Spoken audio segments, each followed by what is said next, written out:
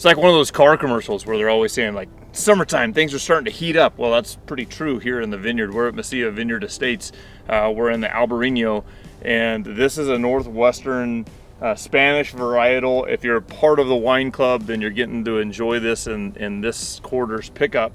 And the exciting thing about this is it's a cool climate style varietal. Normally grows up like 10-12 foot trellises together. People work underneath the trellis. I've been watching some different videos of how they cultivate this in Spain, and that's definitely one of the trips I want to take to learn a little bit more about this varietal. But as we're standing in it, this was our first year to release fruit from this varietal. It's planted in a sandy loam. It's more sand here than it is clay, and it's amazing because you can go up about 400 yards and we start getting into that heavier clay. And this soil here mimics a lot of that at the actual winery, at Rio Grande Winery at the estate. So we're seeing this is going to need a little bit more water. It needs a little bit more nutrients. We just put a foliar package on it last night. We spray at night with our foliar. So what we're doing is we're putting on just micronutrients, just making sure corons, borons, iron, sulfur, zinc, those kind of things are getting applicated. And we're doing those things at night because now that we're starting to get hot, we want to make sure that we're not burning the plant and burning the fruit. So when you coat this in water and micronutrients, it will actually stop photosynthesis from happening for a little while, and then you end up burning the canopy. So we wait till the evening till it cools down. Nicholas has done a great job of coming in and just making sure that we're applicating when we need to applicate. You can kind of hear a hiss. Maybe, I don't know if you're picking that up, but we're firing up the water right now.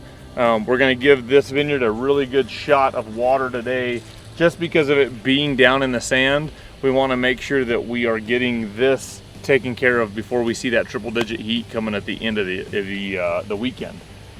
A couple other key things that we really want to look at too is canopy management. You might have seen back a couple weeks ago we were actually hedging canopy. I'll make sure that we put that in the next one too, because we got to go back in and hedge some more up on the other side of this vineyard.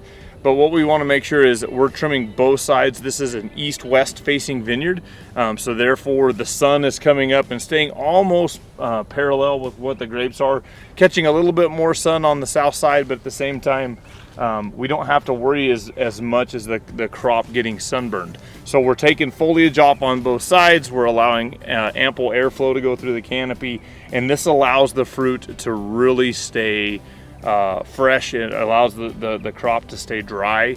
And what I mean by fresh and dry is this time of year, once you start to get mildew and mold spores down deep in the canopy, if you've got a lot of foliage, and we've talked about this in previous videos, you have a really hard time of getting that out. Once it's in, it's pretty much in. And I mean, you can go in with fungicides and try all kinds of things, but with us, it just makes more sense to just manage what this canopy looks like, allowing ample airflow to go in and out of the canopy, and in doing so, it's making for a lot better crop. So from all of us at Rio Grande Winery, hope you've enjoyed this little Albariño update. Next week we've got a special surprise for you, so stay tuned and come by the winery. Have a glass of wine with us. Cheers.